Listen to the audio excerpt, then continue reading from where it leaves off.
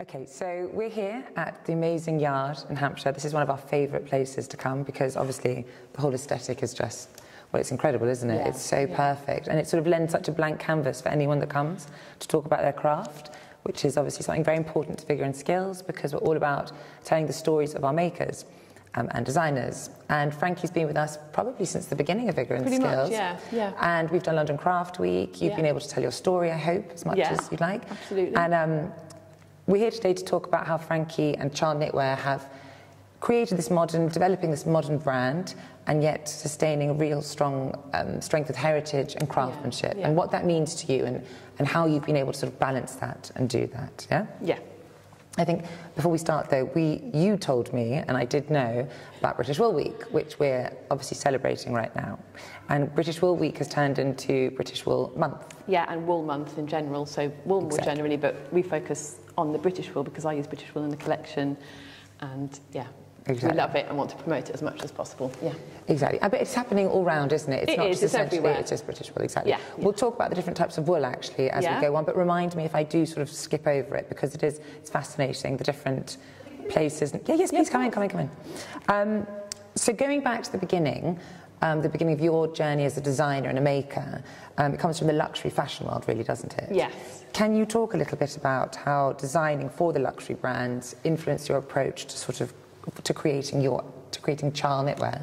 Yeah, absolutely. So we were talking earlier, my first, I'd say, proper job was probably designing for Benetton. So that was kind of prior to Burberry, and although it wasn't a luxury brand, the way they worked was a very luxury kind of concept, because all the manufacturers, all the knitters, all the machines, all the technicians were on site in the same building as the designers. So it was a really exciting place to work because things happened where you were. You didn't have to kind of do a little drawing and send it off and then 2 months later it comes back. You know, we were literally sat with the ladies who were the technicians who were, you know, well into their 60s. They knew knitwear inside out. They kind of taught me their knowledge, and so I kind of understood how to make knitwear in production much more than I could ever have learned at university, because at university you're kind of on a knitting machine and you're doing one-off pieces, but then when you go into production and into an actual job, you need to know how to make things on a scale and the feasibility, and it's all about problem solving really and kind of finding ways around. That's quite a nice small business approach that Benetton had. I mean, I don't imagine when I look at Benetton and I go, because it is almost considered high street brand, as we were talking before, that they have such a they start from such a small... Yeah, and it's very much a family business. So it's Luciana Benetton who started it in the 1960s, and it was all the family that were involved. And so it really, it came from a place of, you know, a kind of a family and a love of the craft of knitwear. And all the women and men, but mainly women, who I work with loved knitwear, have been doing it for all of their lives. Their mothers have done it before them. So it really was a craftsmanship that was passed on, you know, through the generations. And I was saying to you, wasn't I, it's something that actually I think we missed out on in Britain. I think there's kind of a generation that skipped that kind of knowledge and know-how kind of after the war, whereas in Italy it didn't. It continued all the way through, all through the generations. There's not been that kind of gap. So you really do learn from people who've been doing it all their lives, and who learn from people who are doing it all of their lives as well. So it's... That's interesting you say that, because when we were talking before the interview, you did sort of remind me that, of course, in this country there has been this sort of stopgap of people really coming from a place of craftsmanship and heritage, and it sort of was a little bit put on hold. And I think right now there's this kind of renaissance of craving it. Yeah, and I make half of the collection in the UK in a factory in Nottingham, and the other half in Italy still.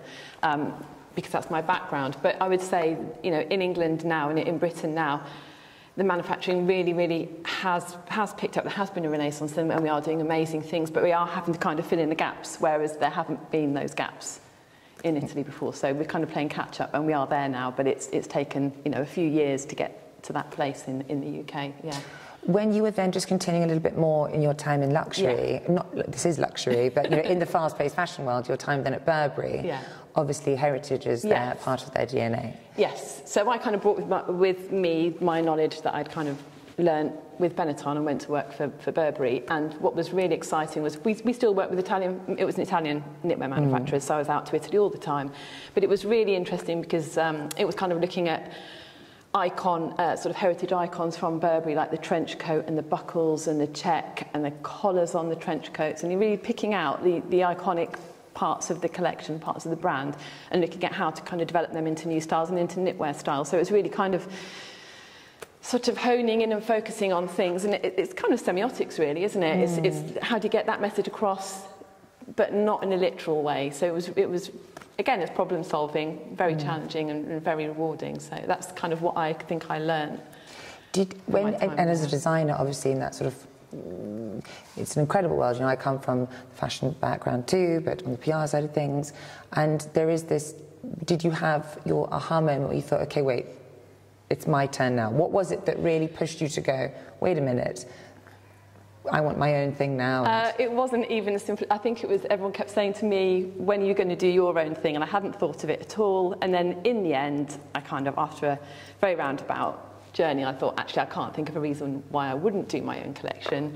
And I had a really, really strong, important story that I wanted to tell. And so it was kind of the right time for me. I'd had my children, they'd started school, and then I felt like, okay, I can sort of dedicate this time to the brand. And I think also after having children, after sort of making the decision to step away from the fashion industry, I thought if I'm going to do something now, I really want it to be something that is worthwhile. If I'm not spending the time with my children, then it needs to be something that I really love and think is really important. So it's kind of quite a conscious decision. And when you start your own business, you're ultimately in control. I decided I didn't want to have financial backers. I didn't want, to be kind of tied into all these different people to having to make a certain amount of money, sell a certain amount of jumpers. That was what I was trying to get away from moving away from the fashion industry. Essentially, I really wanted to do something that had a sense of good to it. It had a sense of purpose to it, not primarily making money. It was a creative outlet for me, but I needed it to do good as well. From a sustainable point of view, I know that word is slightly terrifying because it could really go on and on and on and on, and I don't know where it sort of begins and ends anymore. No. But you are essentially, in my eyes, and as a consumer, a sustainable brand. Yeah. Can you tell us why and how that's important to you? And actually sorry, just to throw in another thing there, because you talk about being a mother and, having a family, and that sort of pulling focus slightly from what you were doing and what you wanted to now, having a purpose in your creations. Well, I think with global warming, the whole thing, I think as a parent you feel a responsibility to teach your children about the right way to do things. I think I felt so completely overwhelmed by what was happening to the planet, and you kind of don't know what you can do in your own small way. And I thought, well, I know how to make sustainable knitwear, at least I think I do. I've not had the opportunity to do, but I'm sure that I could. I'm just going to make sustainable, but things that are made to last, things that are made of quality materials, using materials that have been underutilised, like British wool. So much of it goes to waste. And we import our wool from South Africa, New Zealand, Australia, and many other places, which to me seemed madness. I just thought we just need to use the British wool that is going to waste, invest more into researching, into making it more wearable. So there's always been that kind of concept that British wool is itchy and scratchy and it's uncomfortable. And I thought, okay, well, I don't know, I'm just going to try and see if we can make some really soft knitwear. This is so yummy right now. I mean, I'm wearing it. It took a bit of time to kind of work on it, work on the washers, work on the tension, work on it in different ways, get the right blends. It's not itchy, is it? No, not at all. It's so yummy. It just needs a bit more time and a bit more research. And I think starting my own collection without sort of feeling like I had to sort of bring out a new collection every season, I felt like I did have time to really sort of experiment on the washes, on the stitches, on the designs, on the fit, on the shape, without having to sort of have it done by a set deadline. Remind me, Frankie, sorry, I'm blanking. How many years now have you been doing child knitwear? Since 2020. Since 20. Yeah. So it's baby steps still, isn't it? I mean, it's 3 years. Yeah. There's a lot. It's funny. There's so many exciting makers and designers that came out of that sort of lockdown time, as you want to say. Yeah. Because we all had that talking about slower paces, and we'd never want that again. But it did give us all this sort of. We were able to slow down, I guess, and sort of change direction or develop things that we wanted to sort of focus on more. Yeah.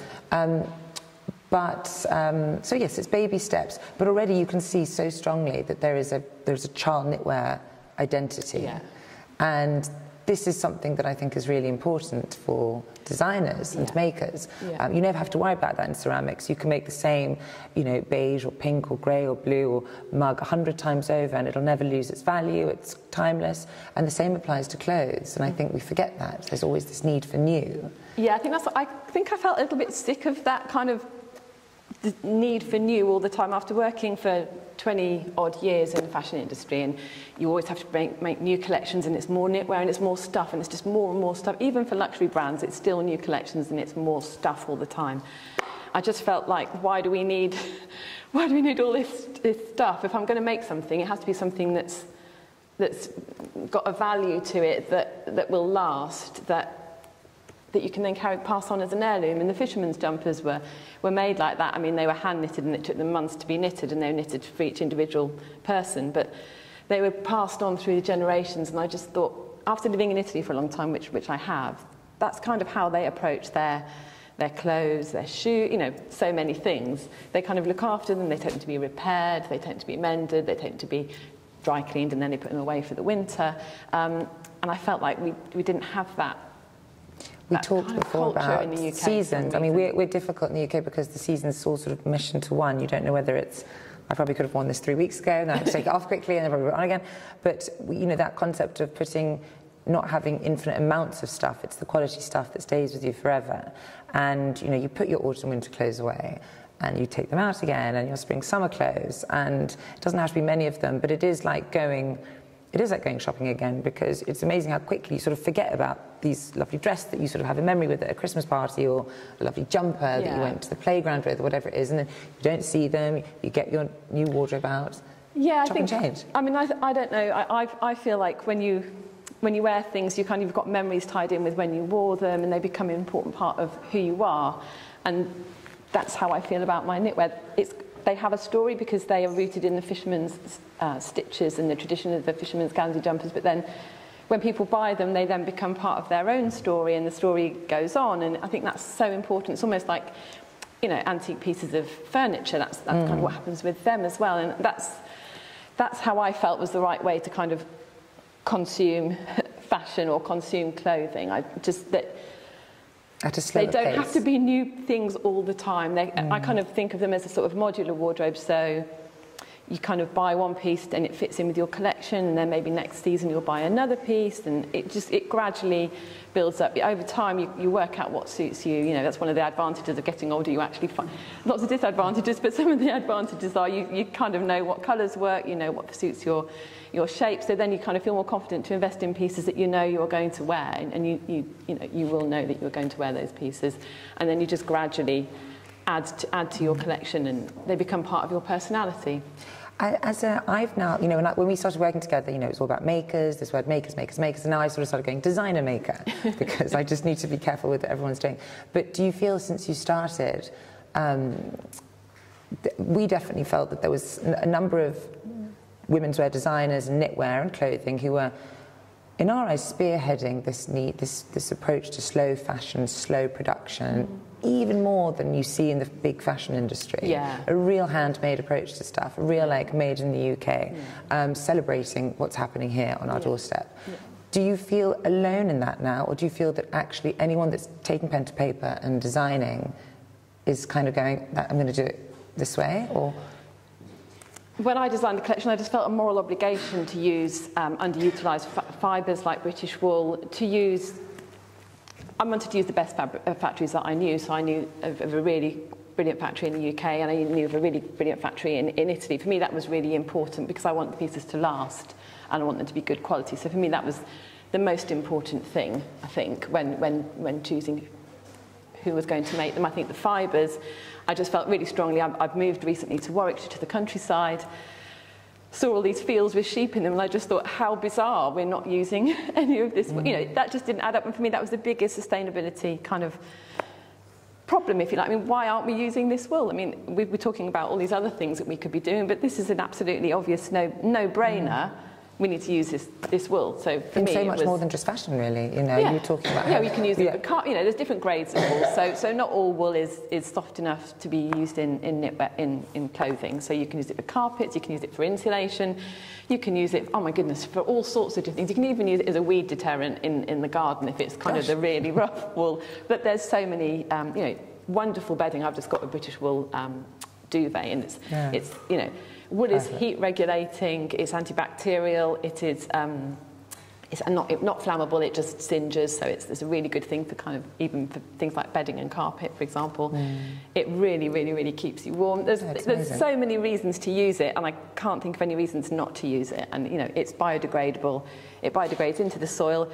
If it biodegrades in the ocean, it benefits marine life. It's a super fibre, and it's really simple. It's just something that we've just got, and I kind of feel like it's almost like veganism. We don't need to use really, really processed things. We can just use the simplest, you know, products that are out there. It's kind of almost so simple. It's too obvious for people to realise that actually that's one of the most sustainable materials that you can find. Do you think? I mean, just from looking at all the makers and designers that are sort of approaching it, as you say now, do you think the fashion industry is going to? I know they have tapped on to a point.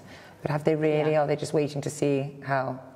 I think initially, I think the bigger brands were really happy to just see small people who were pioneering, see how they got on with the British wool, and then once they saw that it worked, they're kind of jumping on board. And I kind of realised that would be what happens. And to be honest, I'm pleased that's what's happened, because it means the wool's being used, and essentially that's the right thing to happen for you know, for the planet, for sustainability. So, I mean, I knew that would. I hoped it would happen, and I thought it would happen. But also when I was planning the collection, I thought I need to have something that's got a real, not just sustainability, because for me that's a moral obligation, but there's also something else about it that makes it special, that is important. And for me that was the story of the Norfolk fishermen. Oh, that's what I wanted to get onto next. I mean, I was learning about that now just before. I mean, that's incredible. I mean, well, it's a craft that people don't know about. It was kind of, you know, dying out with the knitters, essentially, you know. And I just thought it's so important. It's important for people's sense of identity, for, you know, British heritage, for the local heritage. I come from Norfolk, so for me it was a really, you know, important story to tell. Like, I was telling Bea that I grew up kind of going to visit the local museums, and they had these really spooky mannequins with fishing jumpers, you know, sort of dressed up as men with fishing jumpers on, and the women with the lace bonnets, and they freaked me out. Okay, and you know, I thought, this is horrible, it's really spooky, but what a shame, because these are beautiful things. And it was something that, you know, I must have been about 10, but it's something that stayed in the back of my mind all this time. And then I can remember going to the Polperro Fishing Museum in Cornwall and seeing all the way they displayed all the jumpers, and it was beautiful. And I thought, but we've got those jumpers we've got the Norfolk versions of those jumpers, and nobody knows the story, no one knows anything about them. And I thought, I really, really want to do something with these jumpers and telling this story, because otherwise it'll just get lost in the midst of time, and then it's gone, and it's gone forever. And that, for me, that was, you know, would be a real waste. So, have you worked with local communities or artisans within the Norfolk fisherman community? I mean, that's a long sentence. But. So when I took a year to research the collection, and I went to the archives in Cromer Museum and looked at really studied the Guernsey jumpers. This is something that I'd wanted to do for a long time, because in fashion you don't really have the time to sort of really research pieces. So I went and looked at them, turned them inside out, looked at the construction, because they're knitted in a circular, there aren't any side seams. Looked at the stitches, what did the stitches mean? I read all the kind of the interview transcripts with the original knitters that had been done in the 1980s. And really sort of got stuck into the. What do some of the stitches mean? Sorry, that's a bit of a pop question. So these are hailstones. So there's a lot of references to the weather, as you might expect with fishermen. So these are hailstone stitches. Actually, I'll show you on the scarf, because you can see. This one here? Yeah. There we go. It's actually one of the best sellers, this scarf. So these are the herrings swimming, because in Norfolk, and all kind of really around the North Sea coast, herrings were the main catch. Herrings have since sort of disappeared from these shores, but they were in the 1930s, they were the main thing. These are the fishing nets filled with fishers. Then there's the wedding bands, which are these kind of rows, sort of horizontal lines of link stitch, and they represent how many children and grandchildren the fishermen had, and they would have traditionally been around the arms and the shoulders of the jumpers. Gosh, that scarf is just like the and more hailstones down here. So there's lots of stories kind of, you know, knitted into these pieces, and that's what I find so interesting about knitwear. No, machine knit. So to hand knit something like this, it would end up being so expensive that I wouldn't be able to retail it. So for me, the big challenge is, and this is what I really love about knitwear, it's finding a way to produce something. I wouldn't say mass production, because it's not ever mass production, but produce it in a way that is affordable to people, but in a way that it looks like it's been hand knitted. So that's why all of these pieces look like this, and it's to do with the yarn that I choose, so that it's really chunky and it holds its shape, and you get those 3D stitches, and it's just, yeah, it's problem solving. It's finding ways of it's the yarn as well. So the blend of British wool that I use for most of the collection is a blend of Masham and Blueface Leicester. The Blueface Leicester is kind of the golden fleece of British wool. It's the softest, sort of sleekest, finest wool. And the Masham is a much more kind of workhorse kind of yarn. It helps to bring the price down of the yarn so that it's affordable, but it also adds this kind of bounce. It's a very sort of bouncy yarn. If you saw the sheep, they've got sort of long, sort of frizzy wool. It's absolutely beautiful. And when they run, it's like the sort of the dogs that, you know, sort of bouncing along. But the blend, you get the kind of sleekness of the Blueface Leicester, but you get the bounciness of the Masham in this blend of wool, which is brilliant. So this is knitted, isn't it? And these ones. I love this cardigan. This is like the perfect. This is your new collection, isn't it? Yes, this is from the new collection. It's quite interesting to see. Can we? I don't know if anyone's going to be able to see, but images from your first inspirations there, because they're quite. From here, yeah. They're quite, you know, they're sort of unforgettable faces. Yeah. So and I think when I decided, people behind it. Yeah, when I decided to sort of do the collection, I found a lot of research material that really made me feel like this is something that I needed to do. And there's this amazing photographer called Olive Edis, who was one of the first female photographers in the UK, who took pictures of the fishermen for the Festival of Britain. And she used all natural light in her studio in Sheringham in Norfolk.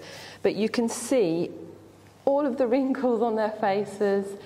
You can see the expression in their eyes. You can see all of the stitches in the Gansey jumpers. And for me, I was saying to Bea, seeing those photographs sort of stopped me dead in my tracks. And I think I just felt like that person could be in front of me right now. It was a real, you know, it was like a real sort of, not a story, but it was like a real connection with these people. I felt, a real connection with these people, and with this story that really, really needed to be told. So every single piece is named after a fisherman who actually fished the waters, or one of the Gansey knitters.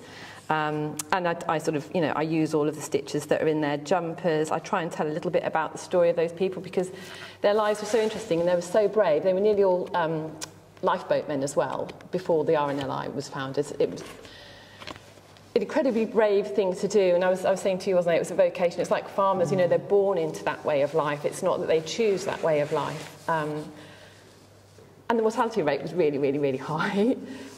It was a hard thing to do, and you know, I think I just have a lot of admiration for them, because they were so brave and so courageous in so many ways. And I just thought their stories deserved to be told, and they deserve to be preserved. But I don't want to do it in a museum way. I don't want to do it in a way where it's kind of sort of static and kind of in the past. I want to find a way of keeping these stories alive and relevant today to people, so that they can keep the stories alive themselves and pass them on, you know, tell the stories to their children. So these bring it in our homes, really, aren't you? Yeah, with the collections? yeah. So for me, it was kind of, that was a really important thing to do. So it was important to use this sustainable British wool as a moral obligation, but it's also really important to keep this heritage story alive as well. It's very similar. I mean, it is very much, you can see it's like the offspring of all the jumpers. I've got a big cardigan in the collection. This is a seaweed stitch, and it's got the seaweed stitch in it. They have gussets under the arms or on the necks. There's all sorts of different stitches, and the thing I love about knitwear is that it's a textile, and you can weave stories into it, you know, as you can with weaving. I haven't learned how to do weaving, but with knitwear, you're not just designing the shape, you're designing the actual textile as well. So it's sort of a double it's two things that you're doing in one, and that's exciting. Is there any sort of, I don't know, naughty fishermen, renowned fishermen? A lot of them were naughty. A lot of them were renowned. Inspired you more than the others? They've all got funny names. There's one that caught the eye of Queen Victoria when she came to visit. So one of them was called Teapot West. They've all got, I mean, a lot of the time people don't know why they've got these nicknames. It's got lost in time, but...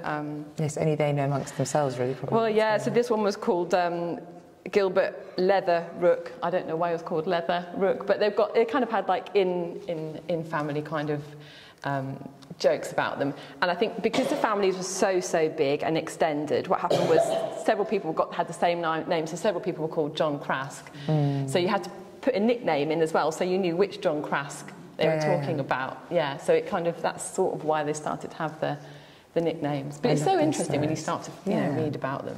Yeah. Can we touch on the wool quickly again? Yeah. Because you were telling me today when you arrived with your new... We've had the new pieces. This is new. That's from the new... sorry, Shetland, I can't turn around. New Shetland. Which is virtually sold out in 2 days. So that's really Yay. encouraging. You need to keep on of you. So tell us a little bit the difference between the knitwear, the Shetland. Can you tell us a bit about that? Yeah, so I've been using the British wool that I explained to you about. I've been using that since the very beginning. And I thought, okay, I want to do some new pieces this season, but I want them to stand out from the things that we've got in the collection already, so that a lot of people already bought into the original collection, so I wanted to give them something new so they can add to their wardrobe, and there's an obvious kind of reason for buying the new pieces. So I really wanted to use this Shetland wool. It's immediately, you can see that it's different from the British wool. You can see it from the colour, but afterwards if you want to come and have a look at them, the Shetland wool's, it's like a melange effect, and you can really see it on the burnt mustard one behind B there.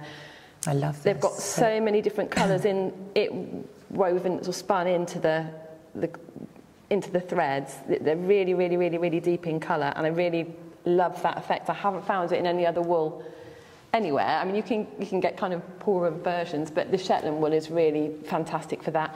And when I was researching the wool, it's because they used so all the wool basically, it comes from Shetland, so it's not technically British wool because Shetland has its own wool. It's collected from the crofters, so the crofters have their own little herds of flocks of sheep, and they can range from like 4 or 5 sheep to 200 sheep. All the fleeces are collected at the end of the season when the sheep are shorn, and then all of that wool then gets pulled together and becomes Shetland, authentic Shetland wool. So you can get Shetland breed sheep in the UK, but it's not authentic Shetland wool. You can get other breeds of sheep in Shetland, but that's not authentic Shetland wool.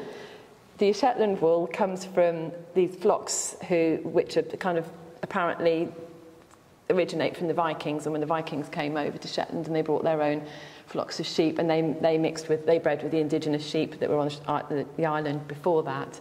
And the wool kind of has this unique kind of dry sort of bouncy texture because Shetland's very barren, it doesn't have pasture land, the sheep have to eat, you know, all sorts of things, they even eat seaweed.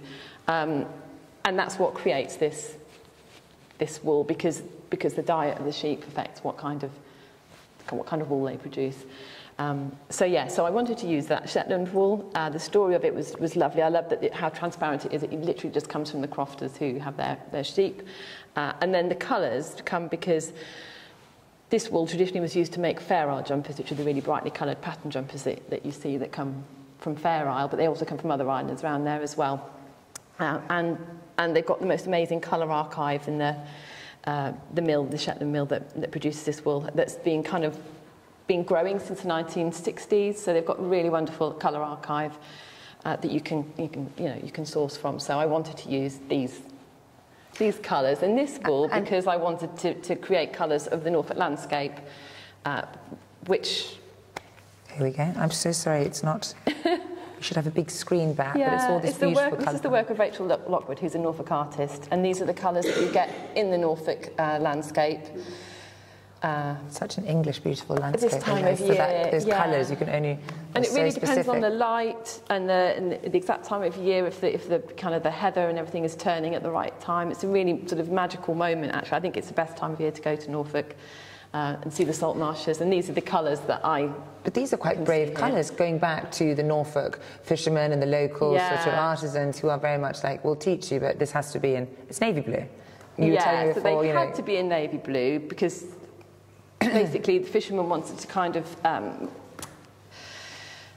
they wanted to stay sort of as close to sort of Nelson and the Navy as possible. So Nelson kind of decreed that navy blue was the colour that the Royal Navy would wear, and Nelson came from Norfolk, and the Norfolk fishermen wanted to have that kind of, they wanted to be kind of associated with that Norfolk navy blue, although navy blues used for Ganseys all around the country. But anyway, the traditional Ganseys had to be navy blue. And I was saying to B, some families were very, very rigid about the patterns that were on their Gansey jumpers. So the patterns basically were passed from mother to daughter to granddaughter, and some families really, really wanted them to be all exactly the same, so all replicas, so that you could really clearly see which family each person came from when they were walking down the road. And sorry, you're going to ask me a question? I read somewhere that if they were ever lost at sea, their jumpers identified who they were as well. Oh, well, wow. I asked the curator at Cromer Museum, and he said, well, that's a very... I don't know. Like a name tag at school. It could be the case. He said, which doesn't work, by the way. But there's no record of anyone being identified in that way. I kind of was quite relieved about that. I think it was more a sense of pride. They were very, very proud families, and they wanted people to see their handiwork and say, oh, yeah, that one was that's a Bishop Gansey, that one's a West family Gansey. I think it was more that real sense of pride in the family's work, because in Sheringham, which is where the heart of the Norfolk fisherman's Gansey tradition comes from, they prided themselves on making the finest gauge knitwear. So it's so fine, on really, really, really fine needles. And this was at a time when machine knitting hadn't really taken off. So whereas today, you know, we really sort of cherish hand knitted jumpers, in those days, they wanted it to look as kind of fine and as kind of not mass produced, but that it could have been produced so fine it could have almost been knitted on a knitting machine kind of thing. So yeah, and some families wanted this really, really strict tradition that the stitches had to be the same on each jumper, and some families were a bit more kind of open to kind of other inspirations. So for example, the Scotch fisher girls used to travel down the coast from Scotland all the way down to Great Yarmouth, and sometimes even as far as Cornwall, and they had their own patterns, and sometimes the knitters from Norfolk saw the patterns on the fisher girls' jumpers, and they incorporated those into their patterns.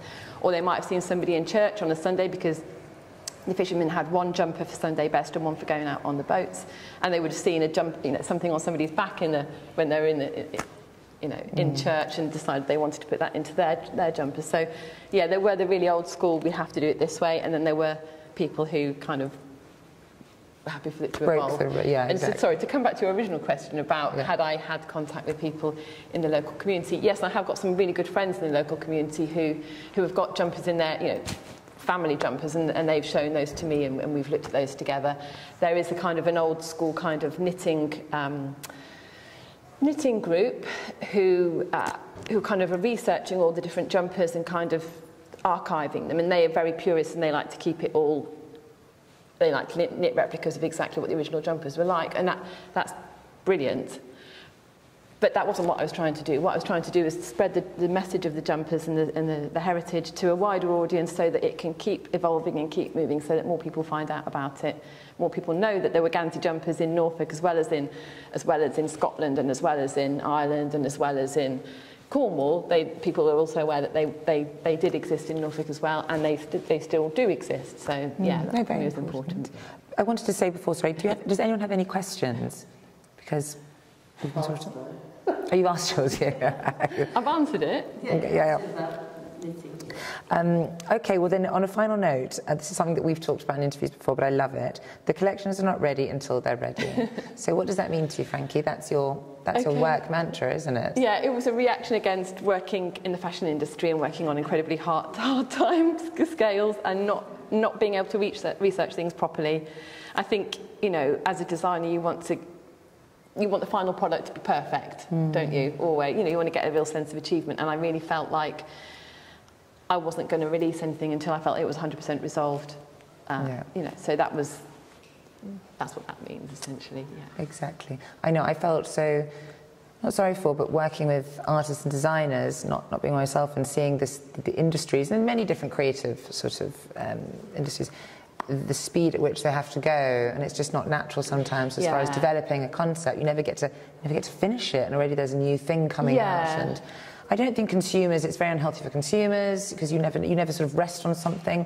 Constantly looking for the next thing. You don't know why you're just sort of on this tidal wave. Yeah, and I think after doing it for a long time, you sort of run out of ideas, or you burn out. And I actually took a year out and did a master's in museum studies and curating art exhibitions, art galleries, because I just needed a little bit of time to put back into myself to have some more ideas. And actually that really, really helped, because I then actually looked at museums and like we were saying, the fact that, you know, when you go into a museum, a lot of the artefacts are sort of static and they're almost stuck in time, and once you've seen them once, you haven't got any reason to go back and see them again. So how do you keep these things alive? And for me, that was a question that I kind of wanted to resolve in these jumpers. How do you keep them still alive, and how do you spread the story still and keep them engaging with people nowadays? Exactly. So, yeah. I must say before we finish, though, jumpers, but there is actually an edition which is in development, not in development, it's selling fast and furiously, but coming in different colour palettes, you said soon. Yeah. Do you want to tell us a little bit about This is the Eliza dress. So this is named after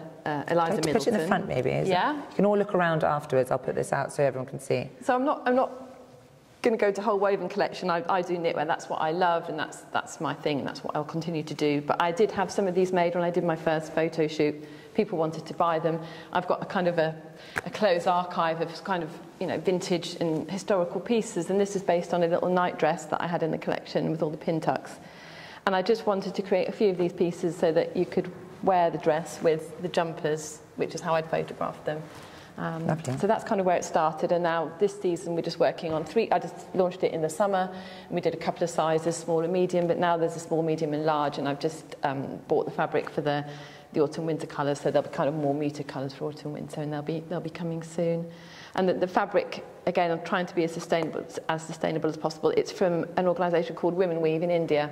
So it's where the women hand spin the cotton, they hand weave it, and it's in a cooperative, so the children are kind of looked after and everything. And then, but most importantly, when people buy the fabric, the money goes directly to the women. It doesn't go through the men, because traditionally it'd be the men that get the money, and then the women wouldn't get very much. So this goes directly to the women. So it's supporting, you know, women craftsmen in India. So that's the dress. And we make small batches of it in the UK, in Cornwall. We'll come back next year to talk about the dresses, the development, see where they've got to exactly. Yeah. Thank you, everybody, for coming this morning. We're going to be here for a while if you have any questions, want to see the collections up close. But that's it. Yeah.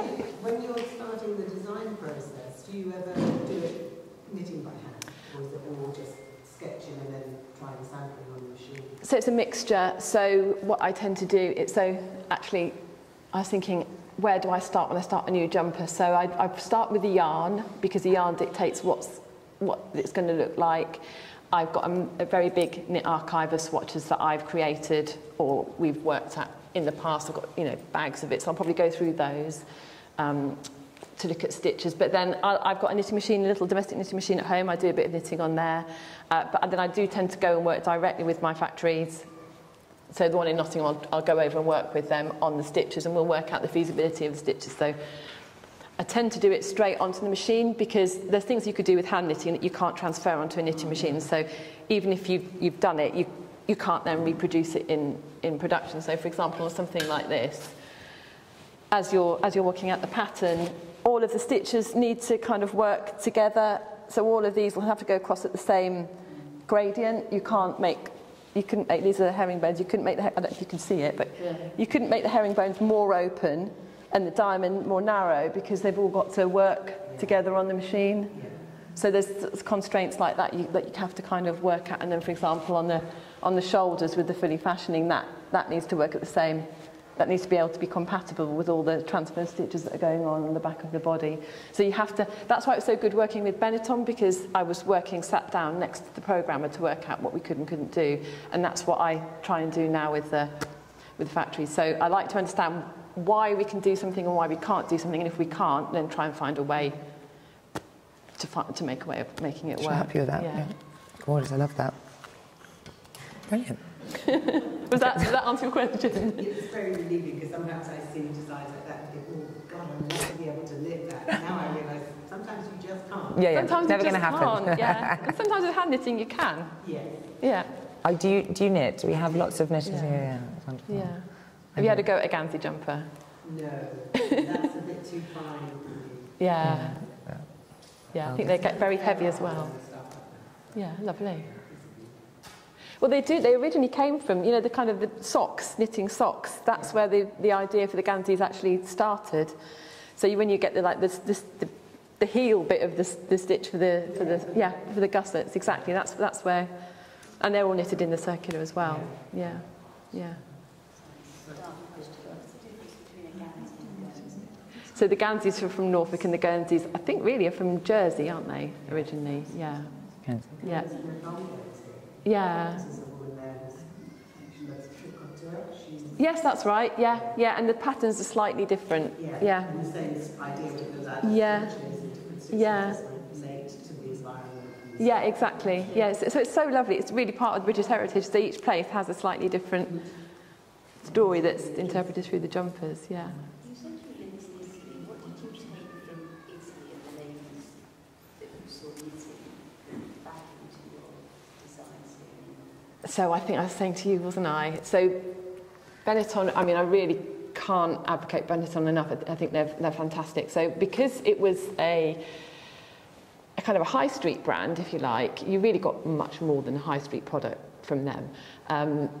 But we had to look at things like the cost effective, how much it cost to make this jumper. Could we make it more cost effective? We need to look at things like how many seams have we got in this jumper and work out ways of reducing the seams, because linking costs more money. So, you know, obviously the ideal thing to do is to knit a jumper that once it's off the machine, it needs as little doing to it as possible, because it's all the sort of sewing up that takes up the, you know, that's what costs money, because it's somebody's time linking it together. So I think really problem solving was what I took away from the time that I worked at Benetton, and understanding how to make things look as good as possible, but with as you know, but in the most cost-effective way possible. But I mean, that sounds like I'm kind of cutting corners, and it wasn't that. It was like a problem solving. It's almost like an architect looking at how to put together a house, because quite often when you, and I like simple knitwear, I think the more you pare something down to the essential components, and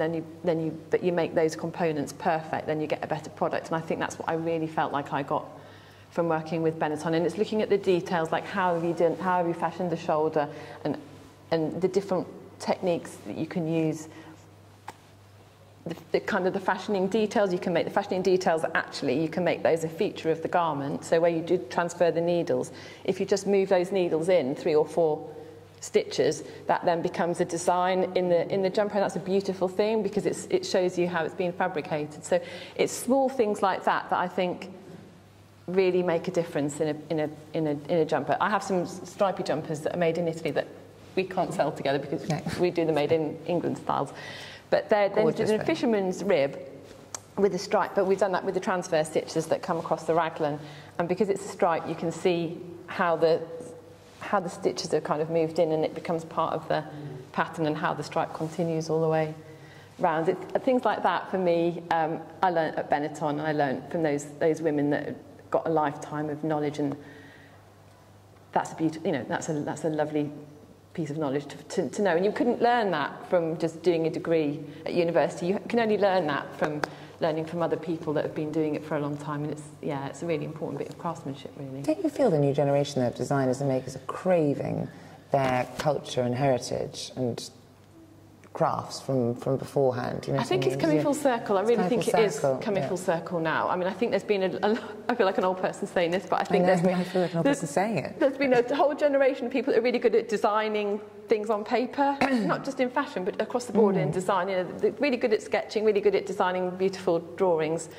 But then how do you actually resolve that in the 3D? How is that going to look in the 3D? And that's arguably even more important, I think, than you know, it looking nice as a concept. Yeah.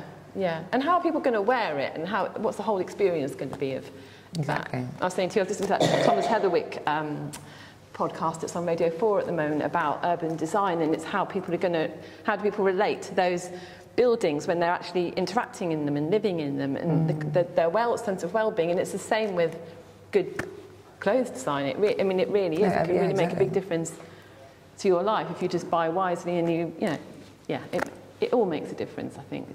Yeah, brilliant. Thank you. Is that goodbye?